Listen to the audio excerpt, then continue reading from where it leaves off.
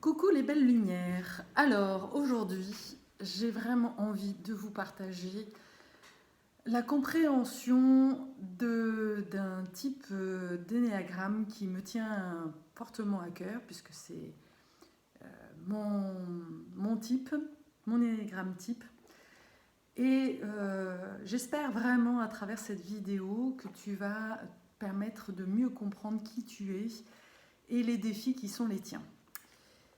Cette vidéo va s'appuyer sur ce magnifique livre que j'ai eu, voilà, qui a été sur mon chemin et dans lequel je me replonge vraiment régulièrement. Et comme par hasard, avec tous ces événements en fait, du coronavirus, j'ai eu vraiment envie de me replonger encore et encore. Ça doit faire la quatrième fois en fait, que je lis en fait, ce passage sur l'énéagramme 6 et à chaque fois j'ai vraiment l'impression que ça parle tellement de moi que j'avais vraiment envie de partager ça, de comprendre en fait d'où vient cette hypersensibilité, de comprendre d'où vient ton côté réactif aussi par rapport à l'autorité. On parle souvent du rapport à l'autorité du surdoué et des hypersensibles, de la peur de l'hypersensible, et tout ça c'est dedans et ça, je trouve que vraiment ça permet d'éclairer beaucoup de choses. Donc voilà, ça va être une vidéo, je te préviens, un peu longue, sur laquelle je vais m'appuyer quand même sur mes notes parce que c'est très dense comme information. Donc j'avais vraiment à cœur de ne rien oublier. Et donc pour une fois, voilà, je vais m'appuyer justement sur mes petites notes. Alors, il faut savoir que déjà, l'énéagramme 6, le thème de l'énéagramme 6, quand tu ouvres ce livre, ce magnifique livre, c'est la lâcheté. Alors déjà, tu te dis, waouh, génial, beau programme en fait, l'énéagramme 6, c'est de se confronter à la lâcheté, ou en tous les cas, c'est ça qui nous est proposé. Donc ça pose déjà un petit peu le décor. Alors, il faut savoir que les personnes qui sont en énéagramme 6, ce sont un peu des paranoïaques, convaincus que les autres sont là pour les abuser ou les menacer. Donc, par rapport à ça, par rapport à cette situation, en fait, il va y avoir deux types d'énéagramme 6. D'un côté, celui qui va vraiment être dans le craintif, qui va sentir en fait sa peur de manière très profonde, qui va se sentir tout le temps dans cette peur et cette insécurité, donc qui va être vraiment au contact de cette peur. Du coup, c'est une personne qui va avoir beaucoup de mal à prendre des décisions, qui va souvent se référer à l'extérieur pour prendre des décisions.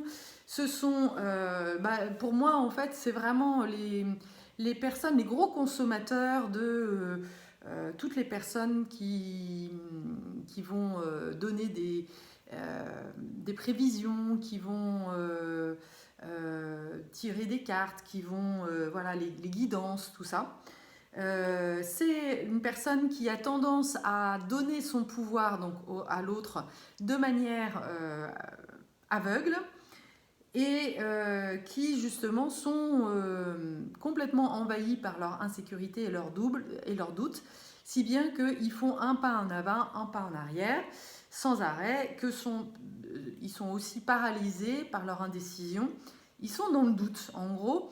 Alors pour illustrer un petit peu ce personnage, dans ce livre en fait, elle parle de deux personnes. Donc c'est à la fois Diane Keaton dans les films de Woody Allen, où on la voit vraiment, voilà, qui est indécise, qui bégaye un peu, qui n'affiche absolument pas en fait la personne sûre d'elle. Et puis, on va dire Woody Allen lui-même, puisque lui, il est vraiment dans cette autodérision en fait de ces mécanismes de peur, de cette insécurité. Et je trouve que c'est une bonne image en fait de l'énéagramme 6. Moi personnellement, surtout dans les premiers films, j'ai toujours adoré en fait les films de Woody Allen, certainement parce que ça parlait aussi un peu de moi. et que du coup, voilà, c'était une façon, de manière un peu légère, en fait, d'être confrontée à qui je suis vraiment. Et puis la deuxième façon justement d'expérimenter et de manifester en fait cette paranoïa, c'est ce que Sandra Maitri appelle le contrephobique. Alors lui, ça va être tout l'inverse en fait. Il va passer son temps à justement montrer qu'il n'a pas peur. C'est plutôt le casse-cou, celui qui montre justement peut-être un excès d'assurance, de l'arrogance. Souvent, il est reconnu pour son arrogance. Beaucoup de charisme, mais quelque chose, oui, qui est vraiment très ancré. Et moi, je sais que j'ai souvent, les gens m'ont souvent renvoyé que j'étais très sûre de moi et que je montrais beaucoup de prestance, alors qu'en fait, à l'intérieur de moi, il y a beaucoup de doutes, beaucoup de peur. Mais c'est une espèce de façade, en fait, c'est celui qui s'est construit une jolie carapace, une jolie façade, justement pour ne pas attirer en fait ceux qui lui font peur.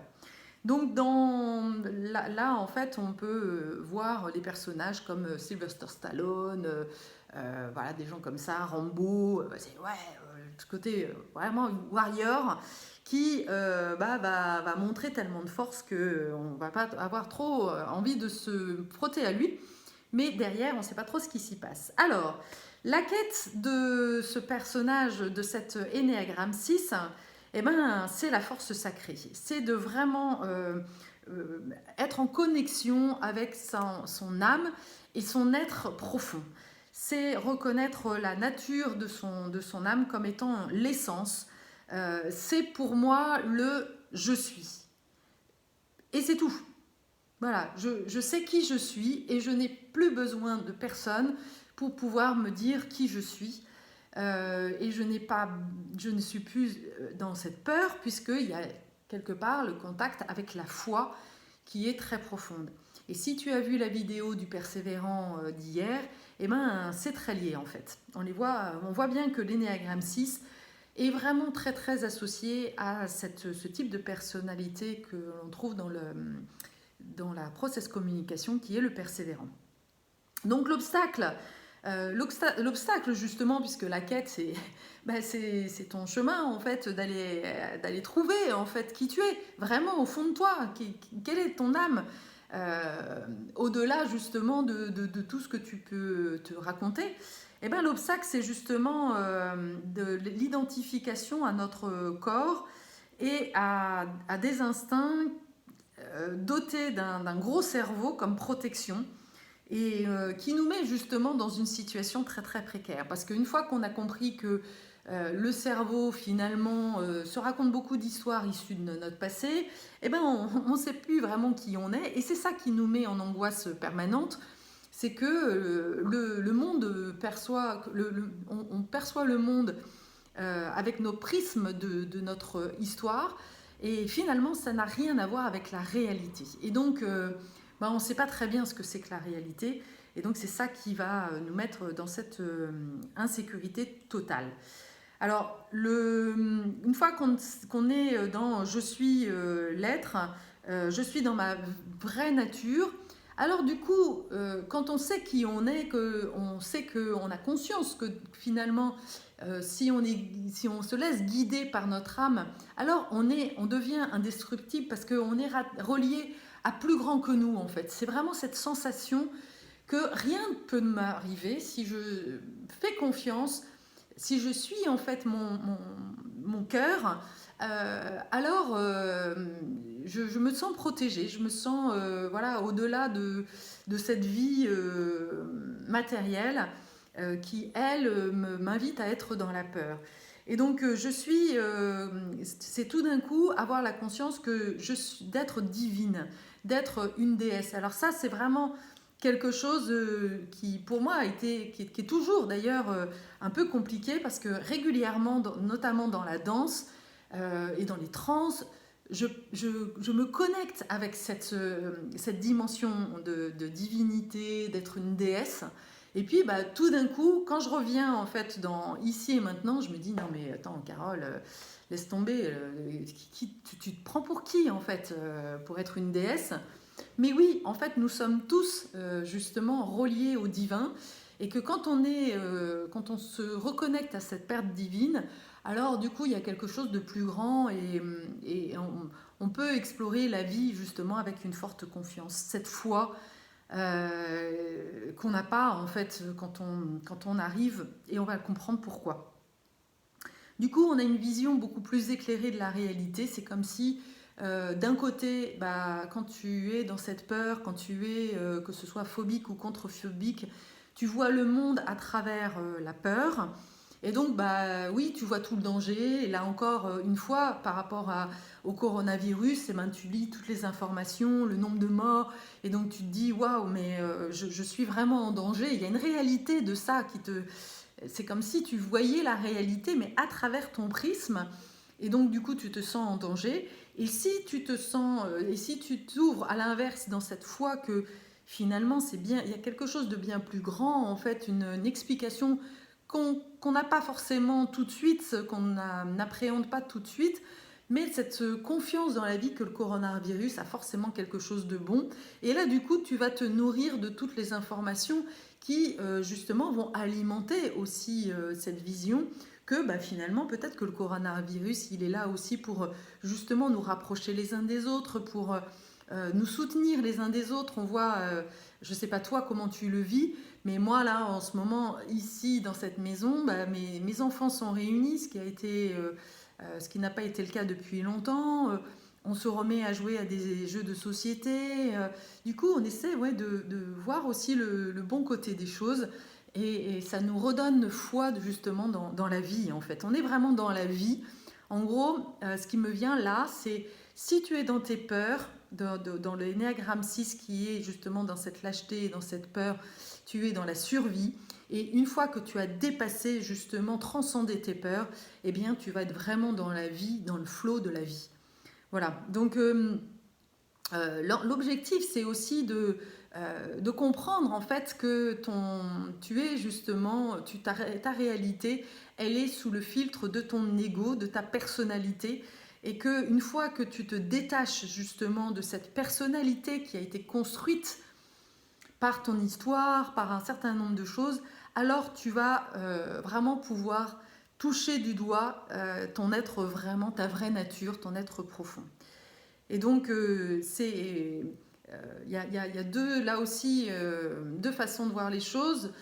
Tu peux te dire que tu es en connexion avec ton être parce que tu fais du développement personnel et que du coup, tu apprends quelque part à être dans l'abondance, dans la gratitude. Tout ça, c'est des beaux principes que tu peux apprendre. Mais ce qui est vraiment ce qui t'est proposé dans les Néagrammes 6 comme chemin de vie, c'est pas simplement apprendre en fait à être dans l'amour, etc. Mais c'est vraiment faire l'expérience. Et là aujourd'hui, quand on est dans cet environnement justement de chaos dans lequel on est avec le coronavirus, eh bien c'est là où justement on va voir la différence entre ceux qui sont dans une perception intellectuelle de l'être ou dans le côté vraiment j'expérimente et je reste à l'intérieur de moi, j'arrête de projeter à l'extérieur mes peurs et je reste à l'intérieur de moi en contact avec tout ce qui se passe à l'intérieur. Petite aparté, j'avais envie de partager le fait que justement moi j'ai vécu là très récemment une situation associée au coronavirus qui m'a vraiment permis de me rendre compte que on n'est pas tous au même niveau. Et j'étais par exemple, j'ai été accueillie très gentiment en fait par une amie pendant mon stage de chamanisme de la semaine dernière. Et donc c'était vraiment les débuts du coronavirus et elle est complètement justement dans cette peur en fait de l'insécurité et donc elle a à cœur de respecter vraiment les règles de manière très très rigoureuse. Donc maintenir les distances de sécurité, se laver les mains, etc., etc. Et moi, en fait, comme j'étais dans mon stage de chamanisme, vraiment dans cette confiance que j'étais j'étais protégée quelque part et que je fais confiance que si ça m'arrive, si je dois choper le corona, je vais l'attraper et il n'y a pas mort d'homme en fait. Je suis convaincue que mon corps va être en mesure en fait de pouvoir faire face à ça.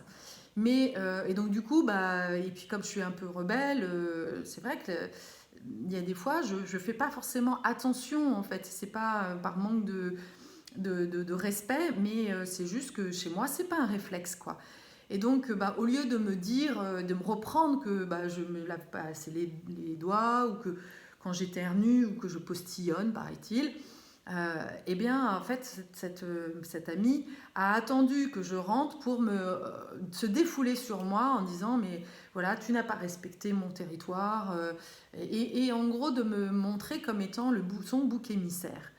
Et donc, ça, voilà, typiquement, je sais que moi, c'est vraiment des choses que j'ai longtemps pratiquées, de voir chez les autres, notamment par rapport au lien avec l'autorité, de dire que voilà, c'était la faute de mes parents, c'est la faute de ceux-ci, que j'en étais là, parce que je n'arrivais pas justement à me connecter avec mon impuissance, avec mon insécurité, avec ma peur. Et du coup, je vois à quel point en fait ça nous chahute et que pas facile en fait de rester en connexion avec son intériorité.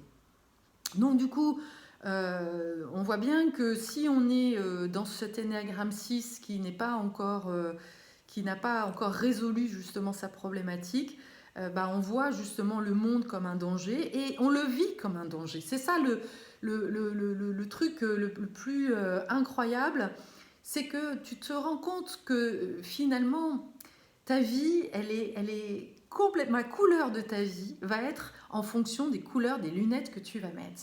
Tu veux voir la vie en rose, si vraiment tu es dans le cœur, alors tu vas voir la vie en rose.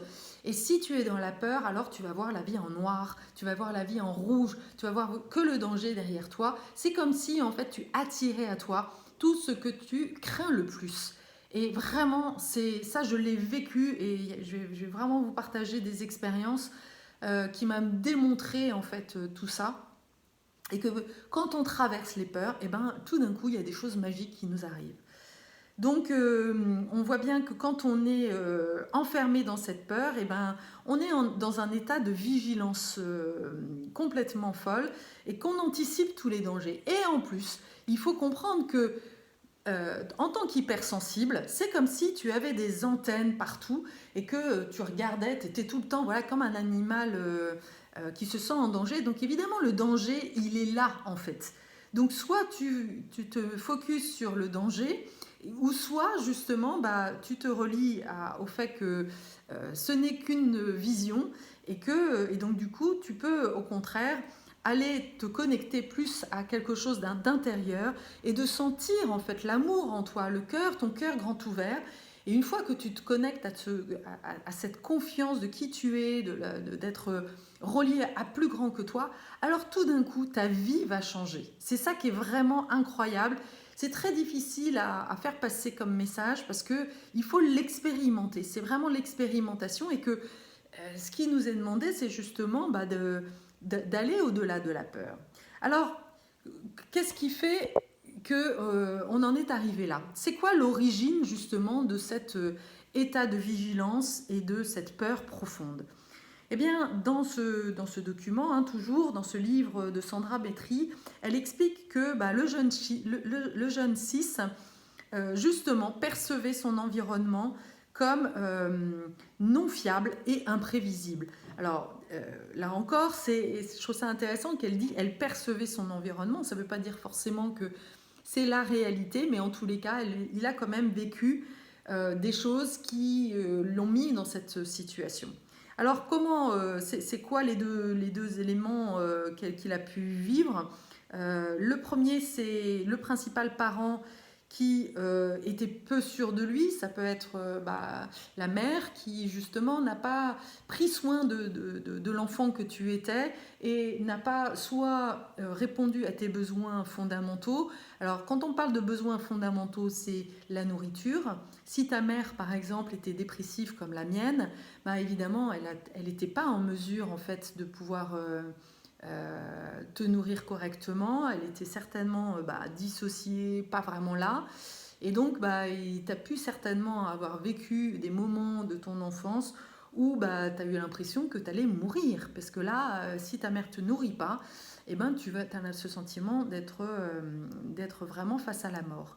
Et puis l'autre chose, c'est ce qui est expliqué aussi, c'est que même si ta mère t'a nourri, eh ben, si tu n'as pas ressenti en fait cette sécurité d'être tenu, d'être cajolé, d'être qu'on a vraiment pris soin de toi en tant qu'enfant, eh ben ça a pu vraiment euh, avoir développé une menace mortelle. Et donc là, c'est aussi voilà, l'origine justement de cet état de vigilance. Et puis l'autre chose aussi, c'est que un peu plus tard, tu as pu vivre aussi un contact avec une autorité très sévère qui voilà, t'a peut-être maltraité physiquement ou psychiquement et qui a justement développé cette peur, cette menace mortelle. Puisque on peut comprendre que si tes parents, les personnes qui sont là justement pour prendre soin de toi, qui sont censées justement t'apporter l'amour de la mère, l'amour maternel et la sécurité du père, si tu as eu des parents qui ont été défaillants, et ils ont certainement leurs bonnes raisons eux aussi, mais là aujourd'hui, c'est pas ça qu'il est important de voir, c'est juste de reconnaître ce que tu as vécu. Et donc, si tes parents en fait ne t'ont pas apporté cette sécurité, cet amour dont tu as eu besoin, alors évidemment, tu n'as pas pu te développer comme étant en sécurité. C'est pas possible. Et avoir le sentiment d'être dans l'amour. Donc c'est ça en fait ton chemin de vie. Bon, il faut savoir, en tous les cas c'est ma perception, c'est ma conviction, que tu as choisi cette incarnation. Et donc si tu as choisi cette incarnation, c'est justement pour t'amener à transcender ça et à traverser ces peurs. C'est ça, certainement que tu as dû être confronté à des peurs profondes et que tu as aussi justement à montrer le chemin à ces humains qu'il ne faut pas donner, qu'il faut aller au-delà en fait de la peur et que si justement on traverse cette peur, alors on va découvrir une autre façon de vivre qui est là beaucoup plus dans le cœur et donc beaucoup plus reliée à une autre façon voilà, de vivre en sécurité et dans l'amour, dans la certitude que l'humain est bon en fait. Soit on voit l'humain comme étant un danger, soit on voit la bonté humaine en fait. Et c'est ça qui, en tous les cas, c'est le chemin que toi tu as choisi. Donc, toujours est-il que si tu as vécu ces situations où tu n'as pas été en sécurité en tant qu'enfant, alors du coup, ton âme reste bloquée sur l'angoisse. L'angoisse de survie et de crainte de la mort et l'impuissance. Et tu vas voir que ces éléments-là, ces émotions-là, ce qui est super important si tu es dans cet Ennéagramme 6, ces émotions en fait d'angoisse et d'impuissance, c'est quelque chose que tu vas revivre tout le temps dans ta vie. Parce que c'est comme si justement la vie va t'apporter des événements, des situations pour te reconfronter à ces émotions, pour les transcender, pour les traverser. Donc, tu as une vision cynique justement de la vie, c'est-à-dire que tu n'as pas foi du tout dans la vie et tu vois justement, tu vois que l'extérieur, tu as la perception que le monde est un danger et donc que chacun est égocentrique en fait. Tu as vraiment l'impression que c'est du chacun pour soi et que du coup, il faut lutter pour vivre, que tu ne peux pas avoir confiance dans personne. C'est ça tes croyances en fait. C'est les croyances qu'il faut faire des efforts, qu'il faut lutter pour vivre, que tu peux faire confiance en personne. Et c'est vraiment l'image aussi du vilain petit canard qui est non seulement exclu, mais maltraité en fait. Donc tu te retrouves vraiment perdu et c'est l'angoisse vraiment de la survie qui va t'amener dans la perception en fait que ton instinct est à la fois un ennemi et un sauveur. Alors, pourquoi tout d'un coup, tu vas avoir la conscience, enfin, la perception que ton instinct, c'est à la fois un ennemi et un sauveur? Eh bien, parce que justement, bah, tu vas être confronté à la non-confiance de ton instinct. Tu vas être tout le temps dans le doute. Et donc, comme tu es tout le temps envahi par le doute, eh ben, ça va bloquer tous tes élans. C'est-à-dire que dans une situation, tu peux te dire, ah tiens, là j'aurais envie, tiens, j'ai envie de faire des conférences. Ou j'ai envie de partir en Inde. Voilà, très bon exemple. J'ai envie de partir en Inde. Oh, j'ai envie de partir en Inde. Donc là, c'est un élan du cœur. Et puis j'entends des gens qui me disent que c'est vraiment mon chemin et que je ressens dans mon corps vraiment que c'est quelque chose qui va être bon pour moi. Et puis, donc là, tu fais confiance en ça. Et puis tout d'un coup, eh ben, il y a le mental qui reprend le dessus. Et puis, encore une fois, cette perception, ce doute qui est là tout le temps chez toi, qui va tout d'un coup remettre en route ton mental et qui va te montrer que ah bah oui mais non attends l'Inde c'est dangereux et puis en fait là ça va pas être le bon moment et puis si j'y vais ben je vais pas trouver de logement puisque ça c'était ce que j'ai vécu l'été dernier etc etc et donc là tout d'un coup tu vas donner du pouvoir à cette petite voix qui va te remettre dans le doute et qui va te couper dans l'élan. Donc là, il y a vraiment, on le voit bien, dans l'énéagramme 6, un énorme conflit entre ta part rebelle, ta part spontanée en fait, qui part du cœur, et ta part de prudent, du prudent, du persévérant, qui lui a la peur, a le doute, et donc qui ne se fait pas confiance. Et donc du coup, ça donne quoi? Ça va donner une autocastration.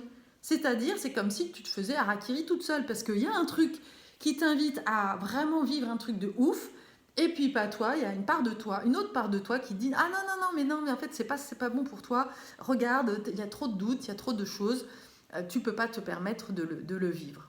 Et donc s'il n'y a pas un recul, si tu n'as pas justement développé ce recul et cet observateur en toi qui fait la part des choses, qui dit ok, il y a la peur, je vois la peur, elle est là, j'analyse en fait la situation et j'y vais quand même. Et c'est ça l'invitation, c'est d'y aller quand même.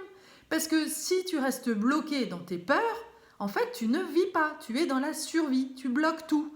Et donc, et tu n'innoves rien en fait. Tu vas rester tout le temps dans tes petites habitudes. Et là, c'est vraiment l'image aussi de ce qu'on appelle la sortie de zone de confort qui va, oui, t'amener dans la zone de peur. Mais il faut bien comprendre qu'au-delà de la zone de peur, il y a la zone magique. Et vraiment, je l'ai vécu, quoi. Je l'ai vécu à chaque fois que je n'ai pas écouté mes peurs, que je me suis recentrée et que j'ai traversé cette peur. Et vraiment, c'est un truc de ouf, quoi. Donc, l'invitation, c'est justement de se faire confiance, de dire mais je suis protégée en fait. Ce qui m'est demandé, c'est d'expérimenter justement.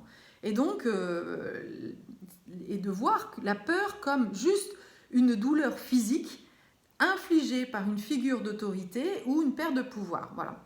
Donc en psychologie, ce qui est intéressant, c'est de voir que l'angoisse de castration aboutit justement à une surestimation narcissique des parties génitales. Alors ça aussi, c'est intéressant. Ça veut dire, parce que ça va nous permettre aussi de voir les difficultés que tu as dans tes relations sexuelles. Parce que, évidemment, quand tu es dans la peur, évidemment, et surtout qu'en plus, si tu es une femme, évidemment, ça va être très compliqué de se remettre dans ce féminin qui est dans l'accueil, en fait, de l'homme, et donc du phallus, évidemment. Et donc, ce qu'explique Sandra Métry, c'est que le fait, justement, d'être dans cette angoisse de castration, nous donne cette sensation nous connecte avec ce qu'elle appelle le trou génital. Ça doit être un élément, enfin quelque chose de psychologique, moi je ne connaissais pas. Et donc c'est reconnaître une façon de reconnaître sur le plan physique l'absence d'essence. Et donc c'est là où justement, si tu es coupé de tes sensations dans tes relations sexuelles, quand tu es coupé en fait de la jouissance ou de cette sensation de vraiment être connecté à l'autre dans ta relation sexuelle, alors il y a de grandes chances pour que tu fasses partie de cet Ennéagramme 6 qui est coupé de son essence. Parce que là aussi, c'est la différence entre ce qu'on appelle baiser et être dans une connexion beaucoup plus sacrée, un amour sacré, où là, on va être vraiment en amour en fait avec l'autre, et donc on va se donner complètement à l'autre, et donc on va vivre quelque chose de beaucoup plus fort, et là on est dans notre être, c'est vraiment une relation basée sur une connexion d'âme, et on voit bien que c'est complètement différent. Et donc, ce qui est expliqué là, c'est que la peur, en fait, c'est la réponse consciente à un danger extérieur réaliste. Et l'angoisse que vit justement l'énéagramme 6, c'est au contraire une réponse à un danger intérieur d'origine inconsciente. Donc c'est vraiment comme si on revivait encore une fois des traumatismes, des situations qu'on en a vécues dans l'enfance, et qu'on avait l'impression que ça se répétait dans notre vie. Mais ce n'est juste qu'une croyance. Et donc pour le 6, ce qui est à l'intérieur se voit à l'extérieur. Et la grosse problématique du 6, c'est justement toute la notion de projection et d'idéation. Parce que il est tellement convaincu qu'il est en danger, qu'il va projeter à l'extérieur des situations où il va vraiment vivre. En fait, il va créer une réalité de danger. Et donc, Freud avait la dernière théorie de Freud a parlé en fait de deux choses, de l'angoisse automatique, donc en disant que justement un nourrisson quand il est dépendant justement de sa mère, et que si justement encore une fois il n'était pas nourri, mais au-delà de ça, s'il n'y avait pas eu de satisfaction corporelle, alors du coup il allait créer une angoisse automatique. C'est-à-dire qu'il y a comme chez lui justement une mémoire permanente, comme un programme en fait qui se répète tout le temps, qu'il est en danger. Et puis l'autre élément, c'est l'angoisse signalée. C'est là pour le coup une angoisse plutôt qui surgit par anticipation.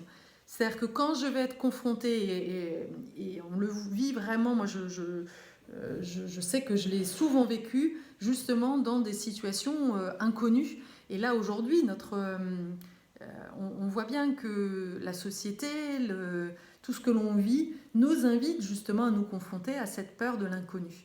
Et donc si tu as vécu justement des événements dans ton enfance un peu traumatisantes, alors du coup, il y a comme, avant même que ça se passe, ça va déclencher une angoisse par anticipation justement d'une situation traumatique. Et donc qui va justement avoir pour fonction de mobiliser tes fonctions de défense pour éviter que la situation devienne traumatique.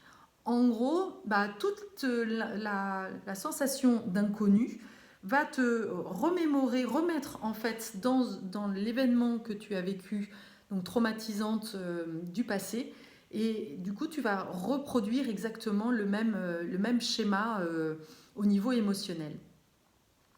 Pour donner un exemple que j'ai déjà plusieurs fois évoqué, mais je pense que là c'est vraiment le bon moment, une personne qui a été traumatisée, qui a été battue, quand elle va vivre en fait une situation inconnue, elle va avoir l'impression qu'il y a le danger en fait qui l'attend. Et donc, elle va reproduire en fait son réflexe émotionnel. Et donc, si par exemple elle a été battue, parce que c'est quelque chose que je vois très régulièrement en fait dans les personnes que j'accompagne, l'enfant a été battu et donc il s'est figé. Pour ne pas vivre justement le traumatisme d'être battu, il y a comme un blackout et une dissociation. Et donc, dès que la personne va revivre un moment qui va le mettre en stress, eh ben, elle va revivre cette dissociation. Et donc, évidemment, elle ne va pas être en mesure, du coup, de revivre avec sécurité cette situation-là. Donc, voilà. Ça, c'est vraiment intéressant. Ensuite, donc du coup, alors comment on résout tout ça? Parce que c'est ça l'enjeu. C'est quoi le chemin justement pour passer de cette situation où on est complètement envahi par notre peur, que on vit à travers le prisme de la peur, et que du coup, bah, ce qu'il faut comprendre, c'est que si tu donnes, si tu continues en fait comme ça, eh ben, tu vas droit dans le mur, parce que l'hypersensibilité va t'amener en fait à justement croire que le monde est dangereux, et va te couper justement du monde. Tu vas finir par, au fur et à mesure, rester complètement cloîtré chez toi, impossible de sortir, parce que tu auras vraiment l'impression que tu as la pression extérieure. Et donc évidemment, quelque part, c'est un peu ce que l'on vit là avec le coronavirus, que tout d'un coup, bah, le seul endroit qui nous paraît en sécurité, c'est notre chez-soi. Et d'ailleurs, les hypersensibles, les énéagrammes 6, ont un très très fort lien justement avec leur habitat. Parce que, bah, évidemment, l'habitat et la voiture aussi, parce que tout ça, c'est une espèce de projection en fait de notre intérieur, de ce qui nous met en sécurité. Et donc, dès qu'on a un accident, que ce soit dans la voiture, ou dès que quelque part on est obligé de déménager, waouh, mais alors ça va brasser, ça va justement t'emmener dans des peurs des plus profondes. Et ça, je suis témoin parce que je l'ai vécu plusieurs fois. Et voilà, quand on a un accident qui est par exemple un choc d'accident, et ben ça va vraiment nous remettre face à ce côté qu'on est vulnérable, on se sent tout d'un coup bah, comme ce petit enfant qui tout d'un coup se fait taper dessus alors qu'il n'a rien vu venir. Et là, ça te met dans une insécurité très très très très profonde. Donc, si tu vis des choses comme ça, si par exemple, ou même le fait d'être viré, le fait, voilà, quand l'autorité devient persécuteur quelque part, d'une manière ou d'une autre, eh ben, tu vas revivre en fait cette situation de l'enfance. Et quelque part, c'est ça qui t'est demandé. C'est de ne pas être dans la négation et de ne pas rejeter en fait la faute de l'autre, de dire mais oui mais en fait c'est un sale con, mais mon boss il m'a viré mais il a rien compris, voilà, moi j'ai essayé de lui dire et puis il n'a pas entendu. Mais là en fait ce qui t'est demandé, ça va être justement de reconnaître l'agressivité qui est en toi. Et ça, c'est un gros morceau. Parce que, évidemment, tu as toujours projeté l'agressivité chez les autres, et que bah, c'était la bonne affaire, en fait, de voir que le monde était dangereux et que toi, finalement, toi, tout va bien. Et surtout, si tu es surdoué, hypersensible, tu sais que tu es dans le cœur, que toi, tu as vocation de créer un monde basé sur l'amour. Et donc, bah, de réaliser que, maintenant, il y a aussi une part de toi qui est dans cette agressivité. Alors, ça peut être l'agressivité passive, et ça, c'est quelque chose que l'on a souvent vécu déjà dans l'enfance, mais quelque part que l'on reproduit. Alors, c'est quoi l'agressivité passive? Eh bien, l'agressivité passive, ça va être, par exemple, de dire quelque chose et de ne pas le faire. Ah tiens, ça te rappelle rien? Bah ouais, ça te rappelle justement toutes ces entreprises qui finalement placardent par exemple des bonnes valeurs et ne les appliquent pas. Mais finalement, bah, tu vas te rendre compte, à un moment donné dans ta vie, tu vas être confronté à cette vérité que bah, toi aussi, finalement, tu n'es pas si exemplaire que tu voudrais l'être. Moi, l'événement vraiment qui a été un énorme choc pour moi émotionnel, ça a été quand j'ai été virée de chez Visa. J'ai un ami qui a été un vrai guide pour moi, vers qui je me suis tournée en lui disant mais là il faut que je comprenne, parce que ça faisait 2 fois que je me faisais virer et je voulais pas donner en fait, croire que c'était juste par pas de chance que bah, j'avais mal choisi ou ce genre de choses. Non, j'avais vraiment envie de me confronter à la réalité. Et donc du coup, il m'a invité à envoyer un questionnaire à toutes les personnes de l'entreprise, à la fois celles que je savais qui étaient vraiment quelque part qui m'aimaient bien, qui avaient été des bons soutiens pour moi, et celles qui, je savais, ne me portaient pas forcément dans leur cœur.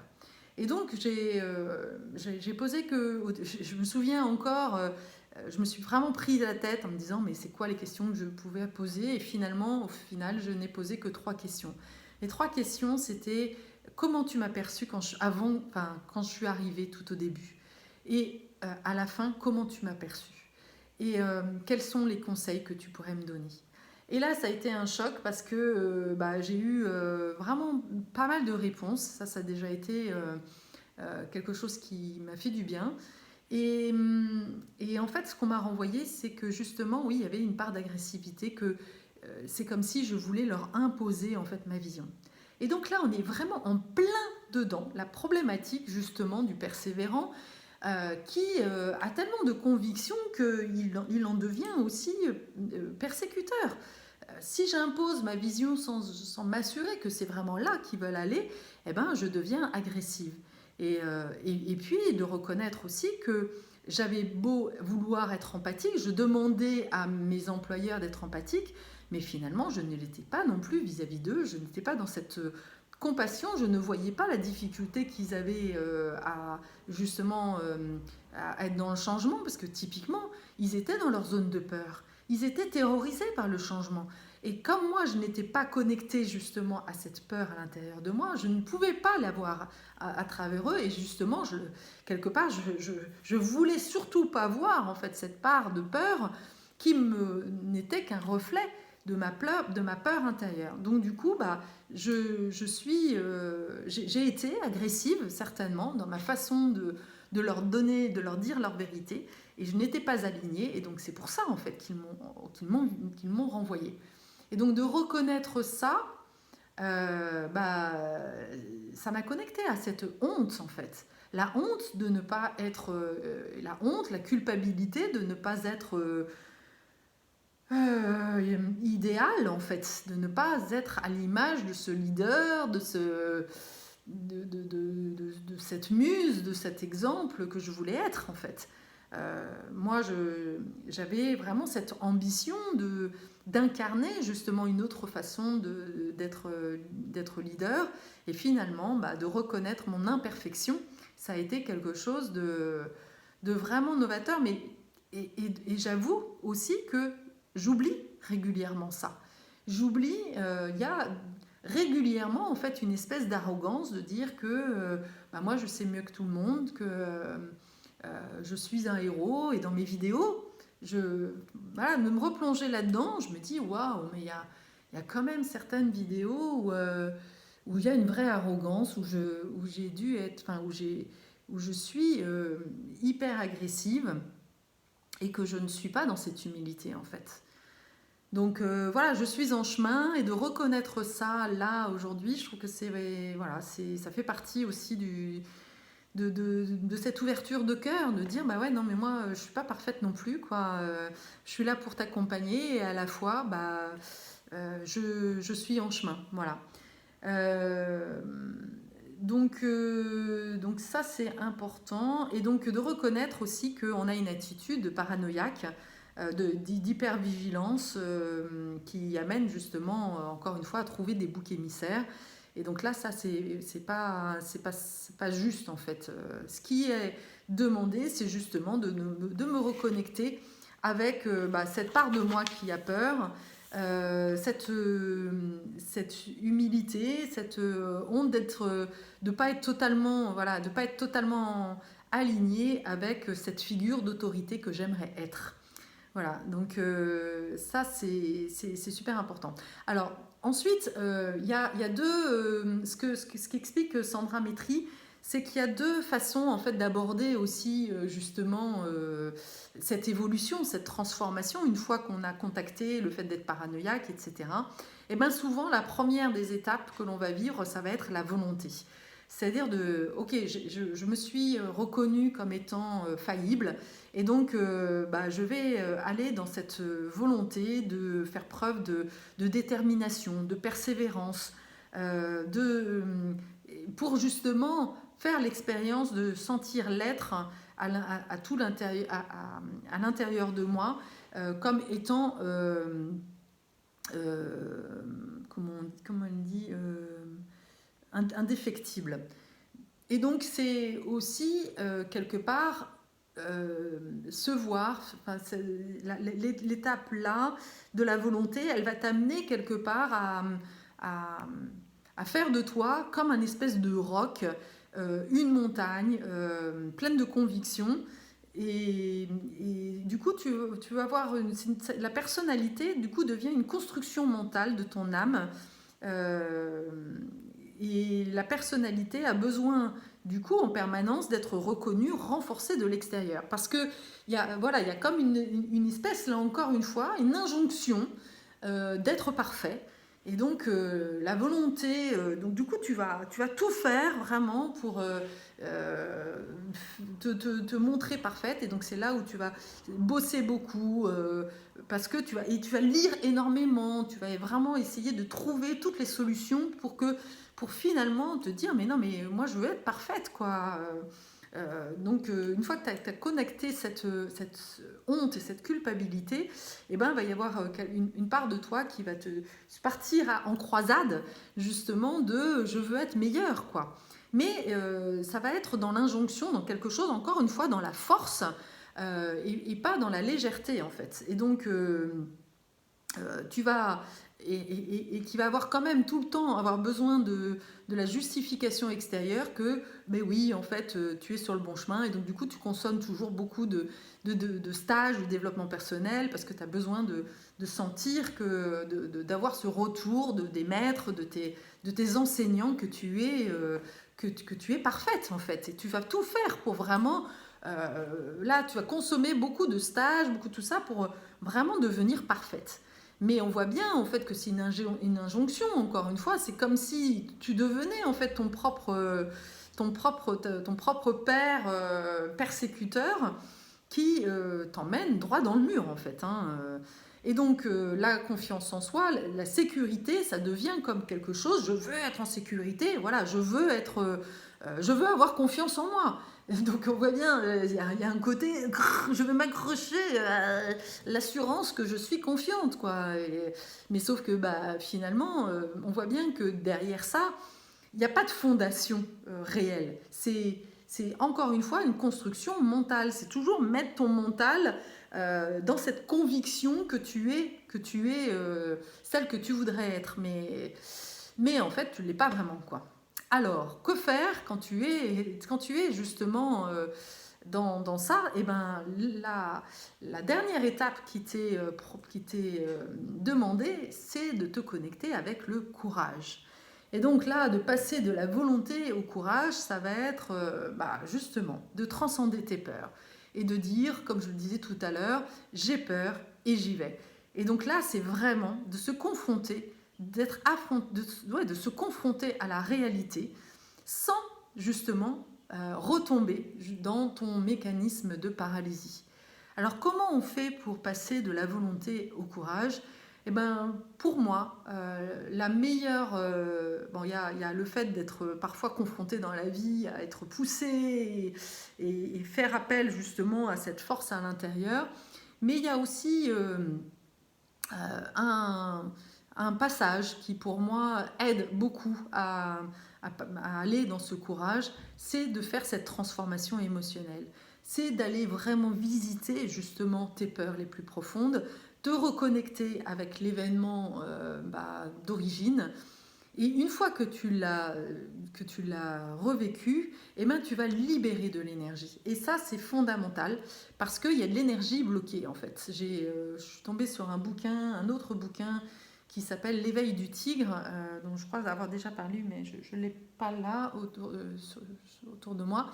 Mais L'éveil du tigre, justement, c'est vraiment un bouquin qui a été écrit par un médecin et qui explique justement, qui a fait beaucoup de recherches par rapport au traumatisme et qui explique qu'on a de l'énergie bloquée en fait à ce niveau-là, et que tant qu'on ne va pas se reconnecter avec cette origine, eh ben, on va rester dans nos peurs, et il y a quelque chose de fermé en fait. Voilà. Donc ça, c'est quelque chose d'important. Alors, j'avais envie aussi de te donner quelques définitions. Ijazo, me demande pas qui c'est, je sais pas, j'ai pas eu le temps de regarder, mais c'est encore une fois une personne qui a été nommée par Sandra Metri. Ijazo définit la vertu du courage comme la reconnaissance de sa responsabilité individuelle, de sa propre existence. En position de courage, le corps se meut naturellement pour préserver sa vie. Et là, voilà, pour moi, c'est vraiment le cadeau. Le cadeau de cette transformation émotionnelle, que de voir que finalement ton corps est ton meilleur allié. Et que si tu écoutes à la fois ton corps et ton âme, eh ben, tu vas pouvoir faire tes choix en conscience et que tu vas être bien guidé. Parce que une fois que justement le corps est quelque part nettoyé de toutes ces vieilles mémoires en fait, qui t'ont pourri la vie, eh ben, tu vas reconnaître, tu vas te redevenir en fait en connexion avec tes émotions, et donc il va y avoir une vraie transformation en fait. Tu vas plus être dans les peurs, tu vas être beaucoup plus capable d'identifier tes émotions. Et moi, je sais que si je fais un peu un retour en arrière, eh ben, je me souviens qu'il y a justement dans mes expériences, il y a à peu près une dizaine d'années, j'étais complètement coupée en fait de mes émotions, même si j'ai toujours été hypersensible, donc il y avait des choses qui me touchaient, notamment à travers des films, mais dans le quotidien, c'est comme si j'étais à côté de mes pompes en fait, parce que j'étais dissociée. Et c'est peut-être le dernier élément que je souhaiterais apporter, et qui n'est pas indiqué dans le bouquin, là, les 9 visages de l'âme, mais qui pour moi est quelque chose de très fréquent en fait dans l'énéagramme 6. C'est le fait qu'à un moment donné, le traumatisme vécu dans l'enfance fait que tu es dissocié, et que c'est comme si ton corps physique et ton âme en fait n'étaient pas en lien, il n'y a pas d'équilibre. Donc pour ça, la seule solution, je crois vraiment que la seule solution, c'est justement de replonger en fait dans l'émotion, d'aller rechercher quelque part les parts de toi que tu as oubliées, que tu as mis sous clé pour justement te protéger, mais qui à un moment donné se manifestent de manière négative. Donc c'est comme si justement cet enfant qui a peur finalement va finir par te terroriser. Et donc là, c'est l'horreur. Et on voit bien que d'ailleurs, c'est ce que vivent justement les personnes quand elles arrivent à 40, 50 ans. Elles commencent à sentir qu'elles sont mortes de peur, et qu'elles ne sont plus en lien avec la vie. Et donc, que tu aurais envie en fait de passer à une étape supérieure, que tu as des élans de vie, de changer de job, de faire des voyages, mais que cette peur à l'intérieur de toi te terrorise. Donc là, il y a vraiment, pour pouvoir te réassocier, parce que si tu n'es pas dans ton corps, tu ne peux pas te sentir protégé en fait, parce que le corps aussi te protège, mine de rien, et puis d'être en lien avec les émotions, mais de manière justement adéquate. C'est-à-dire que si tu es tout le temps dans cet état d'extrême vigilance, tu ne peux pas avancer. Alors, si tu imagines un animal dans la jungle, s'il est mort de peur, il est tout le temps paralysé, il ne bouge pas et il se fait bouffer. Alors que justement, s'il est dans ce courage et dans cette confiance, finalement, de pouvoir faire confiance à ses émotions, à ses sensations, à son instinct animal, du coup, l'instinct devient vraiment un allié pour avancer. C'est ok, j'y vais et je reste vigilant, mais je ne suis pas en hyper-vigilance. Je suis juste, je suis prudente. C'est vraiment donner la bonne part du prudent, et non pas te laisser envahir en fait dans un prudent qui va t'envahir vraiment par ses peurs. Et là, du coup, tu vois bien que tu es beaucoup plus dans cette harmonie entre ta part féminine qui est dans la spontanéité, qui a des élans de vie, qui est vraiment dans le plaisir, qui cherche le plaisir, et le prudent qui est là, ok, je suis là, je te soutiens, et à la fois, je suis un bon, je veille sur toi. Voilà, c'est vraiment ça. Moi, c'est vraiment l'image que j'ai, c'est d'un côté le féminin et l'enfant intérieur qui est dans cette recherche de joie, de plaisir, et comme si tu avais cette part de prudent qui est là comme un gardien en fait, mais un bon gardien. Il n'est pas là de te terroriser en te disant oh attention, là il y a quelque chose, attention, là, oh, attends, là il y a quelque chose, oh, là, tu vois, c'est pas possible quoi. Si t'es ça, si ton masculin est mort de peur et n'est pas justement aligné, n'est pas dans cette connexion, bah évidemment tu peux pas avancer, tu peux pas donner voix justement à cet élan du cœur. Donc c'est vraiment ça qui t'est demandé, si tu te sens, si tu te reconnais dans cet Ennéagramme 6, et ben voilà, c'est vraiment de connecter ce courage euh, et donc de reconnaître tes besoins, embrasser les enseignements aussi, oui, ça c'est important. C'est-à-dire que quand on commence à faire ce chemin de transformation émotionnelle et de reconnexion à son être profond, bah, il y a un moment donné, il faut être capable de se retourner en disant waouh, ah ouais, bah, typiquement, voilà, mon expérience de visa, bah, il y a une part de moi qui a vraiment renvoyé la responsabilité sur ma boss, le pervers narcissique. Voilà, j'ai projeté en fait ma peur sur et j'ai placé en fait ma boss comme un bouc émissaire et un tyrannisant, mais finalement c'est moi qui l'ai créé. J'étais certainement dans cette hypervigilance, dans cette agressivité qui, bah, comme elle aussi devait être forcément en résonance avec cette peur, et ben ça crée un, un engrenage en fait. Donc se connecter avec sa foi réelle, voilà, et puis reconnaître simplement que finalement, et ça c'est vraiment, je me souviens très bien, c'est ce que je disais tout le temps juste après avoir reçu justement les témoignages de mes anciens collègues, c'est je ne sais pas que je ne sais pas. Et ça c'est vraiment se reconnecter avec cette humilité, c'est cette sagesse en fait, que je ne peux être sûre de rien finalement, mais c'est pas être, du coup c'est pas tomber dans le doute, c'est juste reconnaître que finalement je suis que en chemin et que il y a plein de choses qui sont encore certainement encore dans mon angle mort et que je ne vois pas encore. Mais la vie, faire confiance que la vie justement va m'apporter justement un éclairage, me permettre d'y voir beaucoup plus clair en fait sur tous ces éléments-là, mais de rester encore une fois toujours dans cette humilité que je ne sais pas, que je ne sais pas. C'est-à-dire que je ne sais pas encore qu'il y a des choses que je ne vois pas, quoi. Voilà, donc ça c'est vraiment l'étape aussi qui est d'humilité pour pouvoir du coup accueillir aussi l'imperfection des autres. Parce qu'une fois que je m'accueille dans mes travers, alors je suis beaucoup plus à même de pouvoir accueillir les personnes que j'accompagne comme étant envahies par leur peur.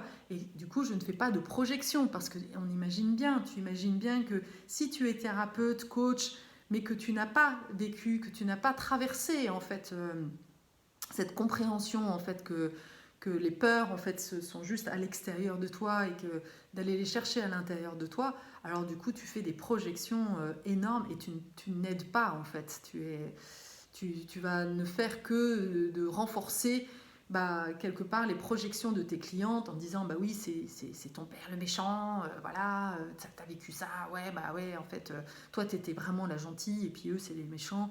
Non, en fait c'est vraiment au contraire de sortir de ce triangle dramatique qui nous positionne toujours dans ce triangle de victime, sauveur et persécuteur. Voilà. Comprendre sa propre histoire, voilà, grâce à cette transformation émotionnelle et de voir vraiment, c'est comme si on était du coup vraiment face à son âme Et une fois qu'on est face à son âme, qu'on trouve vraiment les fondations, ce qui est vraiment magique, c'est que du coup, on est vraiment en capacité d'être dans le pardon, de reconnaître que c'était mon chemin, en fait, que d'attirer à moi, que j'ai attiré à moi, en fait, des situations. Et là, on est vraiment dans les fondations du Ho'oponopono, de dire, bah, en fait, c'était pas lui le méchant, mais je suis responsable d'avoir attiré à moi, en fait, cette situation. Et donc, bah, quelque part, je me pardonne et je m'aime parce que ça faisait partie de mon chemin et donc je ne suis plus je suis plus attachée en fait à ce lien en fait des autres qui ont pu me faire du mal en fait.